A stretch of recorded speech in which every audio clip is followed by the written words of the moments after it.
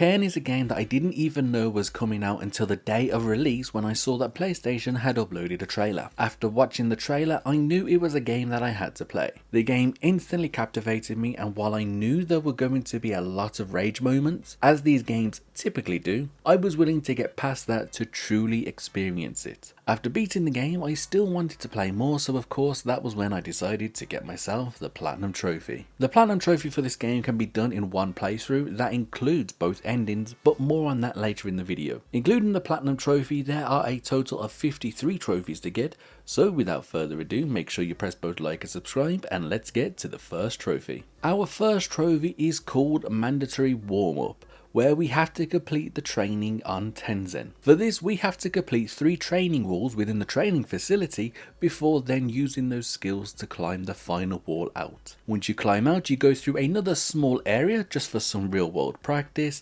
and when you reach the top of that, you are presented with a small cutscene and you are asked whether you want to restart the training or start your ascent. Choose start your ascent and then you are given the trophy.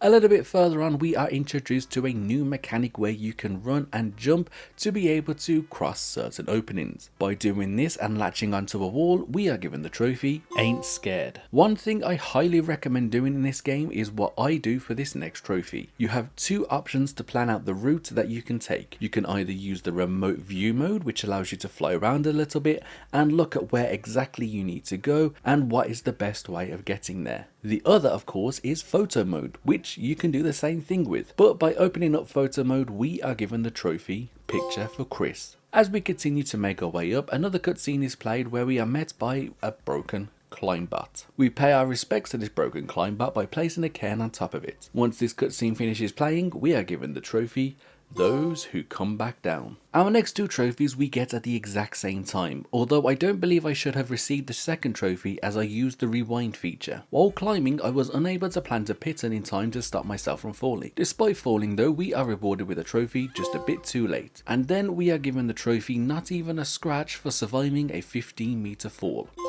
I mentioned earlier about how you can use the remote view mode to find the best path to use when climbing. While in this mode, there is an option called Display Route, which shows you the route that you've taken so far. By selecting this option, we are rewarded with the trophy Bird's Eye. When eating food and just picking up trash that you find like broken bottles and plastic bags, you have the option within your bag to compost these. These will then go into your climber and be turned into chalk. For composting a total of 10 trash items, we get the trophy Leave No Trace. As you are climbing, you are met by those that unfortunately were either unable to make the climb or something happened to them which caused them to die. This one specifically fell down a very deep hole, and after taking the alcohol that was next to them, we are given the trophy Hungry Like a Wolf. As you could probably guess, there are quite a lot of caves that you can enter. Some secret ones, some dangerous ones, and then there are ones that show you that there was once life upon the mountain. The cave that we enter for the next trophy is definitely one that shows that there was once civilization here. Within this cave there are pools of water which have fish in them. For catching one of these fish, we are given the trophy Kami Sashimi. We have now reached another section where a cutscene plays. This time, we take a much needed break in front of a waterfall. This coincidentally gives us the trophy called Moment of Cool. After taking the normal path up the mountain for a bit instead of climbing, I noticed a cairn we could take a quick rest at. I wanted to take a quick look at the view, so I decided to take a rest. Turns out that earlier on I had found some fireworks which I could light. After doing this and enjoying watching the fireworks shoot up, we are rewarded with the trophy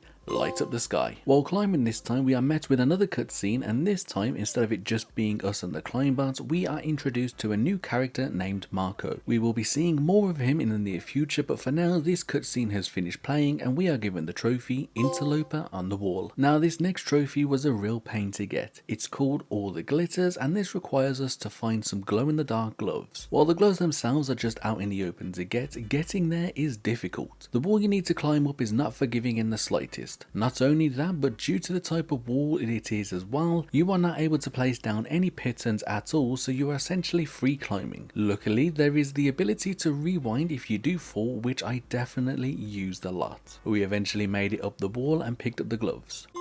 Now, this next trophy is something you 100% should not do in real life. We are about to get high, but not from the conventional means. For this next trophy, we found a frog that for some reason we can lick. Doing so not only surrounds us with bright colours, but also gives us the trophy lick responsibly. A nice quick and easy trophy now. While climbing, make sure that you place down a piton on the wall. While here, hold out 2 and there is an option that allows you to take a quick nap while hanging there. This gives us the trophy siesta. It's cutscene time now and we are back with Marco. In this cutscene we get to witness the beauty of the Aurora Borealis, and what a sight it is. After finishing the cutscene we are gifted with the trophy. Everything else disappears. Now this next trophy isn't a great trophy to get, as you have to be mean to Marco. Marco has been nothing but nice to us since we first met him, and while he is following us in the next part as we go up the mountain, unfortunately you tell Marco to stop rambling. His response is met with hurt, as it's though you sort of crush his spirit a little bit, as he truly does look up to you. For interrupting Marco's rambling though, we are rewarded with the trophy, no thanks. After that interaction with Marco, I don't believe we will be seeing him for a while now. In the meantime though, we are introduced to another character, which is just a one-time meeting. This person is called the Crystal Cutter, and from our limited interactions with him, they've definitely spent too much time around crystals. Their whole mindset is crystals. While here, we need to collect a total of 5 crystal shards. After finding them and giving them all to the Crystal Cutter, they reward us with a small windmill that can go on our backpack. By equipping this, we can anticipate gusts of wind. For bringing the crystal shards to the Crystal Cutter though, we are also rewarded with the trophy,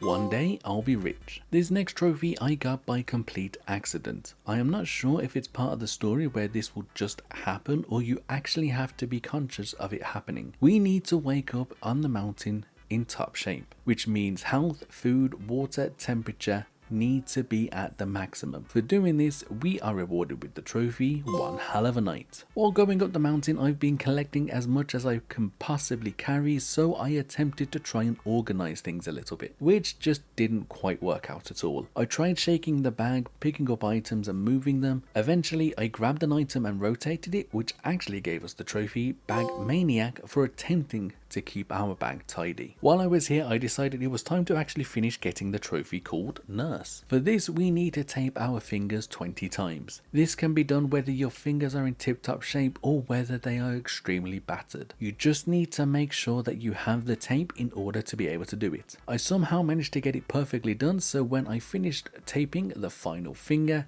the trophy popped.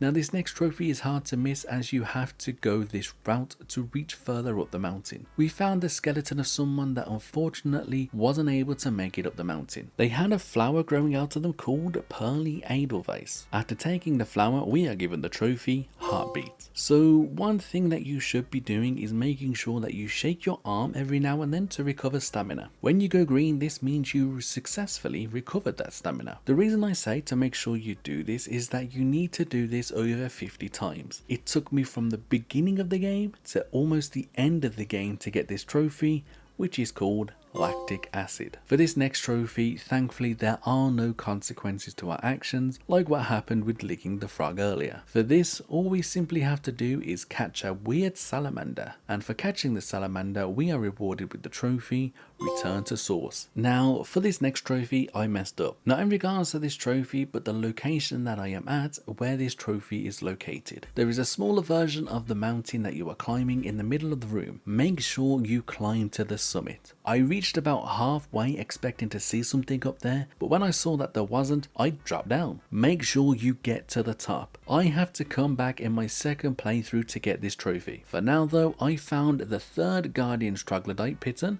meaning I missed 2 of these coming up the mountain. But for collecting the third though, we received the trophy, The Secret. It was at this point we are closing in on the summit, so of course it's one last cutscene with Marco. Marco has met someone who lives up here called Damas Al-Fatri. He is taking it upon himself while up here to shoot at the rope of those that have failed to reach the summit and have unfortunately fallen to the death. After the cutscene finishes, we are rewarded with the trophy, neither a success nor a failure. And this is the part where we have a choice of ending. We can either go back down with Marco, ending the game there, or we can continue to the summit. Make sure that you choose to go back down with Marco. By choosing this option, it allows you to reload the save just before the cutscene to then allow you to choose the other option. After making the decision to go back down with Marco, we receive the trophy, Home. Now for this next trophy, I definitely bugged out and I had no idea how I even managed this. I simply fell, but for some reason I just kept going. well beyond the point I should have. So much so, I ended up getting the trophy end of the rope for reaching the furthest extent of the rope. As we continue to make our way up the summit, we have just one more obstacle to get past, that being avalanches. We have to hold on for dear life here, but after tackling some of them quite literally head on, we are rewarded with the trophy upstream. For the final push up the summit, I decided to take some of the food from my backpack and get as many buffs as I possibly can. For combining the effects of burst, grip, extra grip, focus and grit in one go, we are given the trophy doped up. And now we have come to the end of the first playthrough. As the credits finally finish rolling, we are granted the trophy part of a whole. Before we get into the second playthrough of the game to pick up all the trophies that I missed, we need to watch our completed ascent. You can do this by hovering over your save and selecting the review route option. All you need to do is follow your route from start to the end and we are given the trophy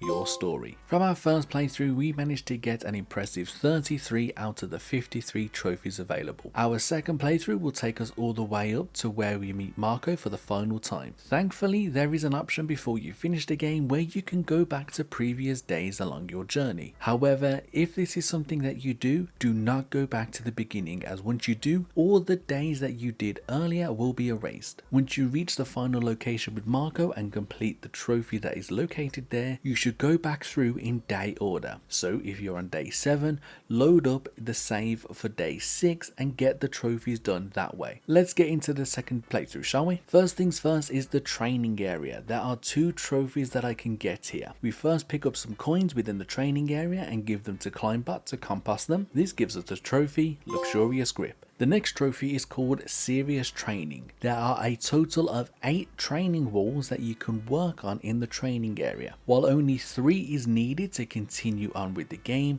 by approaching the 4th wall, the objective updates to show you the remaining 5. When you have completed all 8 of the walls, make your way to the wall to exit the training area, and on the left hand side is a box that you can open up. Once you open up this box, the trophy will pop.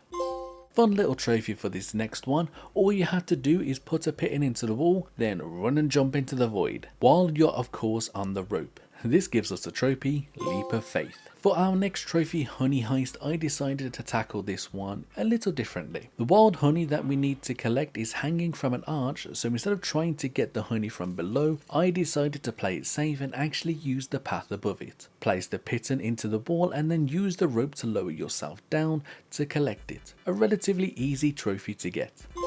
As we will shortly meet Marco in an upcoming cutscene, you actually have the ability to see him a little bit earlier on, but without the interaction. There is a location as you travel up that has binoculars that you can look through. When looking through, if you point down and see one of the kites flying, if you stay in that position for a while, you will see a little dot which actually ends up being Marco. For finding Marco with the binoculars, we are rewarded with the trophy Spotted. Our next trophy involves an Easter egg, but not an Easter egg in terms of an inside joke or something hidden within the game. No, this trophy requires us to cook up an Easter egg. I'm sure you can do this a different way to what I did, but what I eventually did was just mix water with chocolate to make a chocolate drink and then add an egg to that. This gives you the chocolate egg and the trophy Master Chocolatier. On our way back up the mountain, we find ourselves in a cave that I have not yet explored. After going in and climbing on the side of the wall, as there is no normal path to take, I make it to what seems to be a shrine on the other side. On one of the monuments inside, we found the first of the Guardian's troglodyte pitons,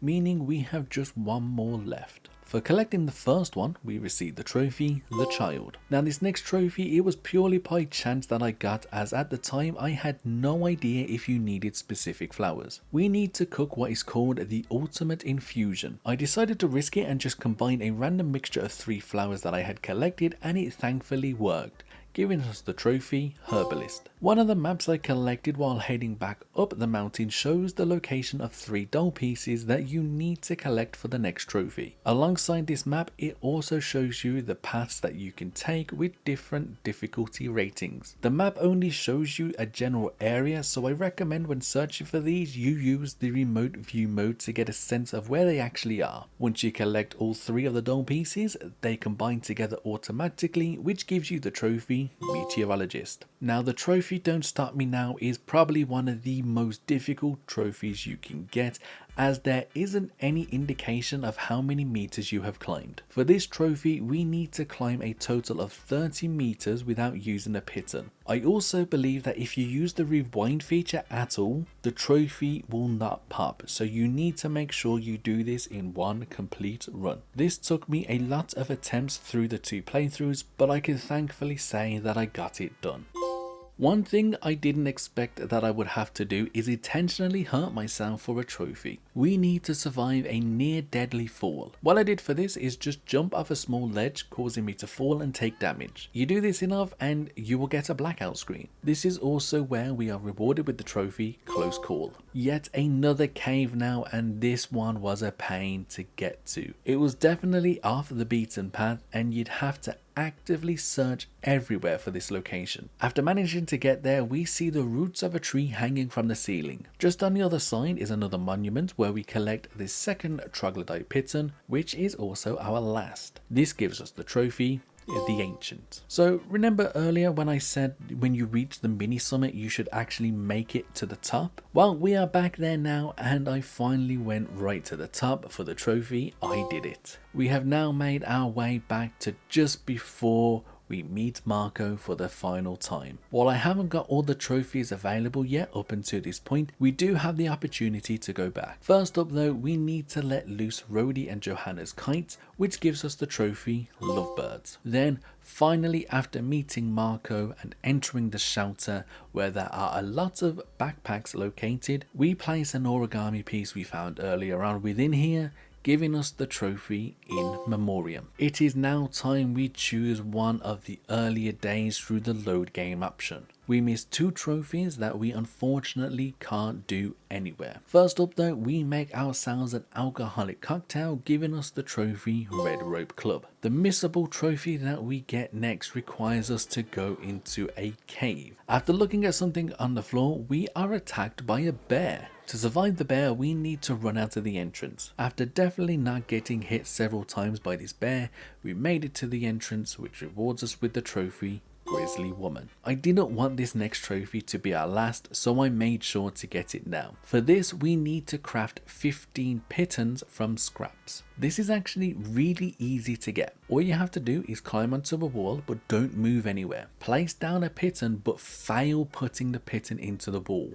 This will then break the piton. Do this enough so you have enough scraps. Go and save and head into your tent. Choose the repair pitons option and feed them all in. Craft a total of 15 pitons from these scraps and you will get the trophy Engineer. Our final trophy simply requires us to deliver Rhodey's letter to the shepherdess. The letter you will find quite early on in your journey, but once you deliver this, you are rewarded with the trophy Ava Porter Bridges. Then of course we finally get the platinum trophy called Free. This game by far is one of the best platinum trophies that I have gotten in a while. If you are looking for a fun, cheap indie game to spend your time in, this should definitely be on the top of your list.